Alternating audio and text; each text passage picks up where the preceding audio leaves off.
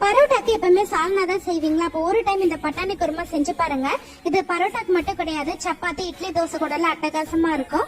அதுக்கு ஒரு மிக்ஸி ஜார்ல ஒரு 4 சின்ன துண்டு இஞ்சி, 10 பல் பூண்டு, 1 பச்சை மிளகா, 1 ஏலக்காய், 2 சின்ன துண்டு பட்டை, 3 கிராம்பு, ரஃபா கட் பண்ண 2 தக்காளி, அரை கைப்பிடி அளவு கொத்தமல்லி, 1 ஸ்பூன் சோம்பு, லாஸ்டா ஒரு 5 முந்திரி பருப்பு சேர்த்துட்டு தண்ணி எதுவும் சேர்க்காம நல்லா ஃபைன் பேஸ்டா அரைச்சுக்கோங்க.